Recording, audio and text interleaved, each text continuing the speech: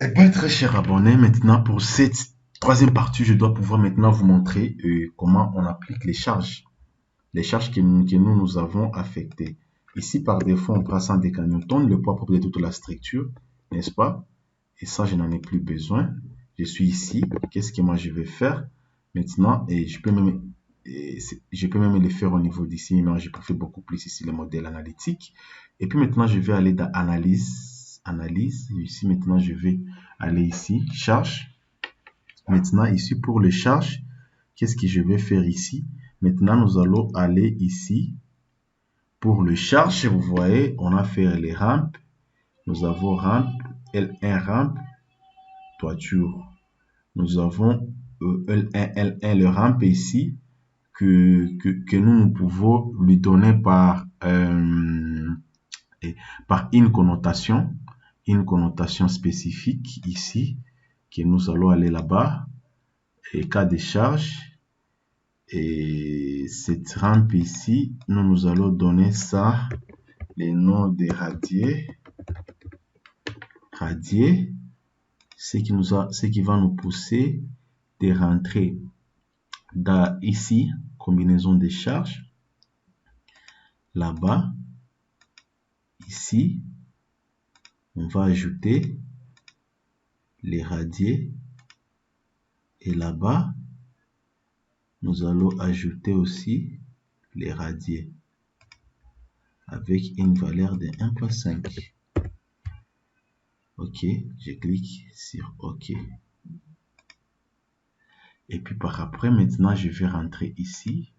Je vais appliquer la première LL2, le poids propre de tous les éléments de la structure, 400.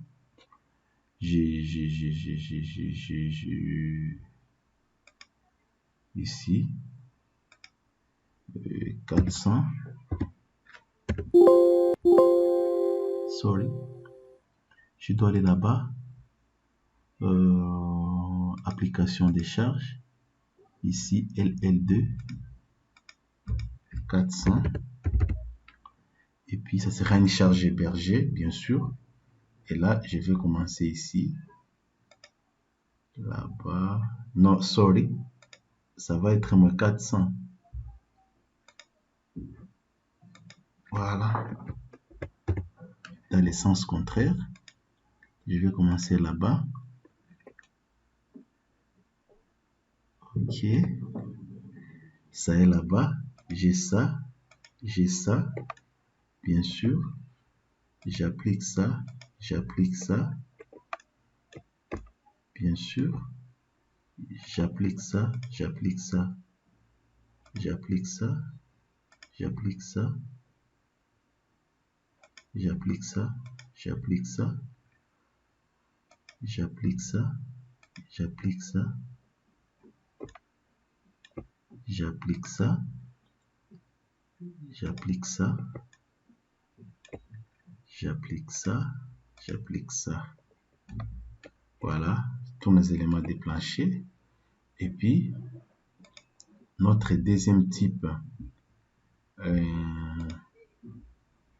notre deuxième type de charge, ça va être la rampe. Pour la rampe, ça va être pour la rampe analyse. Ici, pour la rampe, nous allons mettre 5 kN qu'on va appliquer ici et là. Voilà. Et puis par après, oui, ça peut être soit pas une charge projetée. Pour les radiers, on va mettre 6 parce qu'il y aura des charges mobiles. On va mettre 6. On va être 6. Ça peut être une charge projetée. Et puis je vais aller ici. Ça peut être une charge projetée. Et puis par après, pour le cas de toiture. On va mettre 50. On peut mettre même 100 kN. Les charges d'entretien. Ici. 100 kN. Et ça, on peut appliquer ça ici. Vous voyez directement que ça va comme ça. Toutes mes charges, j'ai déjà appliqué ça. Comme j'ai déjà appliqué toutes mes charges ici, parce que tout était diré vite, vous voyez là-bas, ça te donne la charge qui est appliquée là-bas. Vous voyez là-bas, ça te donne les radiers. Vous voyez là-bas, ça te donne la rampe. Vous voyez là-bas, c'est la dalle. Vous voyez ici toiture, ainsi de suite. Maintenant, ce que nous allons faire après maintenant, nous allons maintenant entrer dans notre logiciel Sophistic Analysis and Design. Ici, dans Sophistic Analysis and Design, la première des choses, c'est l'interface. Pour cette interface, la première des choses, vous pouvez vérifier les cas des charges ici que nous avons fait. Vous pouvez filtrer les charges. Vous voyez, toutes les charges qui sont là-bas, lesquelles des charges vous allez utiliser. Nous allons utiliser toutes les charges. Les deuxième possibilité, combinaison des charges. Vous voyez là-bas, pour les combinaisons de charges, l'ajout de mon modèle, c'est Model Training Sophistic Design. Vous voyez là-bas, sur le point Revit, les normes de calcul. Et nous allons utiliser les Eurocodes. Tu vois, ça c'est la norme britannique. Vous voyez là-bas. Et là, ça c'est la norme allemande. Ça c'est Eurocode en anglais. Ça c'est Eurocode en français. Ça c'est la norme suisse. Voilà. Et bien nous allons utiliser Eurocode ici. Je clique là-bas. Eurocode. Et puis par après, je vais cliquer OK ici.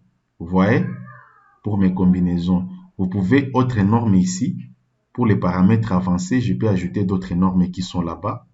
Vous voyez, pour mes normes, vous voyez là-bas, nous avons la norme australienne. Vous voyez toutes les normes qui sont là-bas. Il y a beaucoup de normes, mais dans Revit, c'est un peu limité. Mais quand c'est les processeurs, les moteurs de calcul, les Sophistic Structural Desktop, là-bas, vous voyez, nous allons utiliser les normes européennes. Tu vois, ou la norme française NF, Eurocode sous forme française. Vous voyez là-bas, elle, Bael 91 modifié 99. Voilà, nous allons utiliser Eurocode. Les catégories de l'ouvrage, tout ça va rester comme ça. Et puis, nous allons cliquer OK. Et puis, par après, je vais cliquer ici OK. Et puis, certaines natures des charges ne sont pas assignées correctement. Nous allons assigner après. Et non Revit. OK, ça sera après pour l'assignation. Et puis, je vais aller sur Options. Sur mon option ici, vous voyez, on me donne tout ce que je vais utiliser. La norme que je vais utiliser, vous voyez, c'est par défaut. Le point de base projet Revit, parce que nous allons utiliser les processeurs Revit. Ici, si nous allons travailler avec les dalles et les poutres, auxquelles nous allons appliquer les principes de Plug-and-Trade, parce que Sophistic, sa particularité, vous pouvez travailler avec les dimensionnements des bétons précontrés aussi, ici, directement dans Revit. Et puis pour l'analyse, vous voyez, nous allons utiliser le modèle processeur graphique Revit. Pour les noms des calculs, ça va être étendu, standard, complète. Vous pouvez modifier ici. Pour le matériau, nous allons voir. Et puis par après, vous pouvez aller là. Vous allez déterminer leur densité, tout pour les, par exemple, pour les bétons. Et puis, vous voyez, nous allons utiliser le béton, c'est la norme Eurocode. Vous voyez, des structures en aluminium, tout va être là-bas.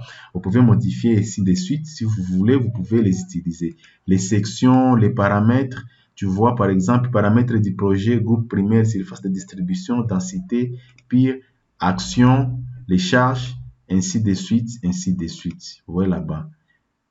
Matériaux, vous voyez, les matériaux, c'est les bétons. Ces matériaux sophistiques ne semblent pas être utilisés. Je clique sur OK. Et puis, nous allons aller ce que nous appelons les mappings. Pour les mappings, la première des choses, nous allons d'abord faire la vérification.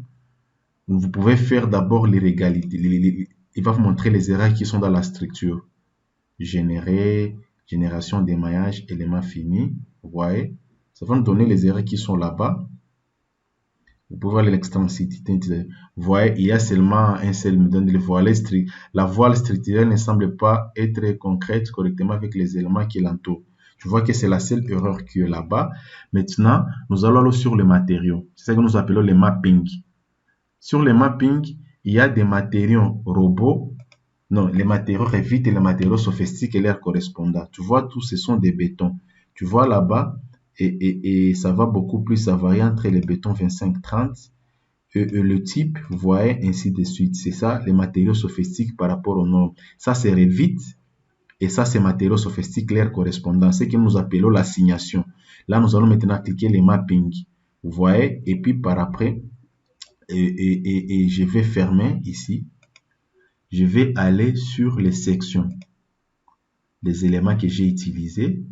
Oui, une erreur de l'assignation possible de déterminer les propriétés des matériaux et il vaut les styles d'objets par défaut matériaux. Oui, ça, il faut vous en fitter. Vous voyez, tout est là-bas. Tu vois, les colonnes, les poteaux. Ici, chez nous, c'est poteaux et sa correspondance dans sophistique. Vous voyez, 200 x 45 mm. Cette poutre ici. Et puis, par après, nous avons cette colonne ici. Voilà, 300. Et non, c'est poutre en béton ici qui est 3 x 600. Ici, vous voyez que leur correspondance ici, voilà, c'est 200 x 600. Voilà.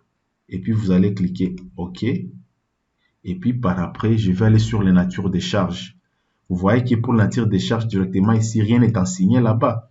On doit aussi assigner les charges où nous allons aller gestionnaire d'action, où nous allons ajouter seulement une charge. Par exemple, nous allons ajouter le VA.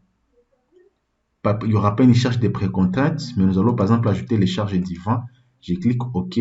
Quand je clique ici, maintenant nous allons faire la charge permanente, la charge d'exploitation. Ça va être une charge variable. Le vent va rester le vent, il n'y aura pas de neige. Si charge de toiture, ça va être une charge variable.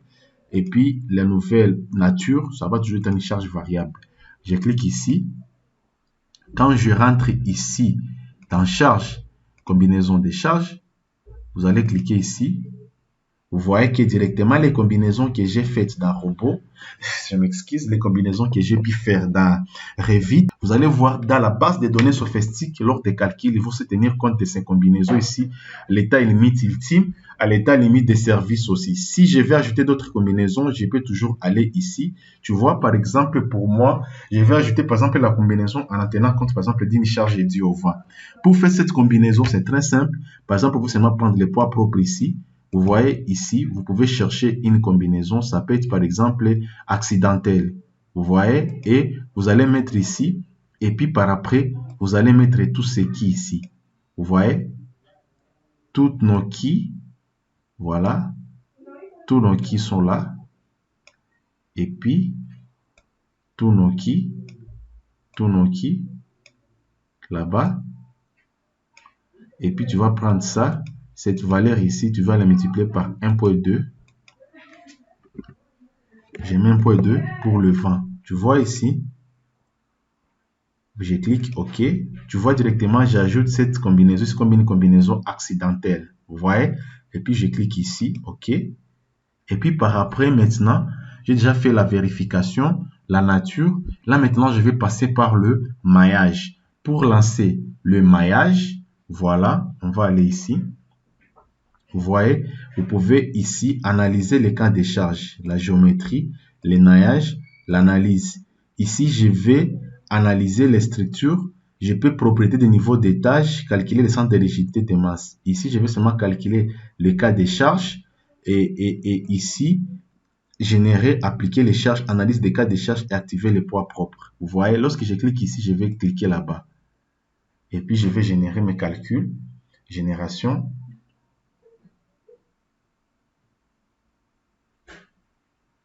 Je patiente.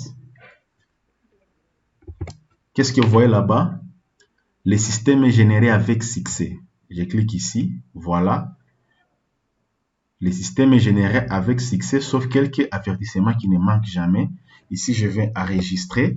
Maintenant, ici, j'ai la possibilité maintenant de faire une visualisation sophistique dans le processeur de calcul sophistique. Vous voyez là-bas, nous allons voir modèle sophistique là-bas, parce que là-bas, il y a des analyses comme les analyses dynamiques et autres. Vous ne pouvez jamais le voir directement dans les logiciels.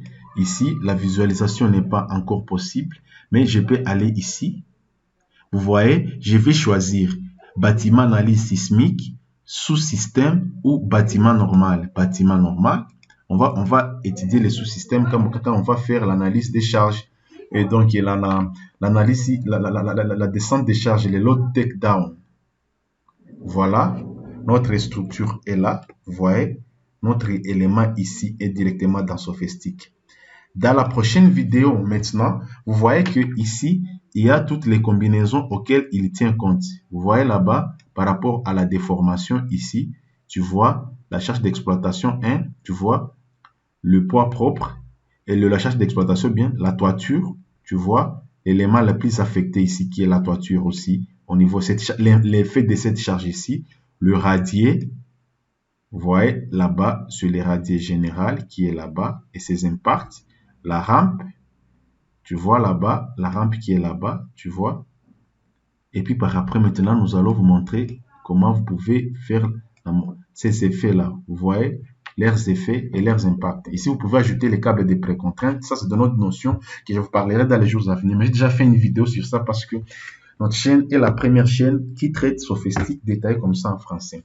L'honneur était pour moi de vous faire cette session. La prochaine vidéo, je dois maintenant vous montrer comment maintenant vous pouvez maintenant faire d'autres analyses. Parce que c'est en fonction de ces analyses-là que nous allons maintenant rentrer dans Revit ici, où maintenant nous allons faire notre analyse RDUM. Et puis maintenant, nous allons faire la descente des charges et vérifier chaque élément. Et puis nous allons chuter par les dimensionnements. Maintenant, nous allons vous montrer maintenant comment on peut faire l'analyse sismique directement dans Sophistic.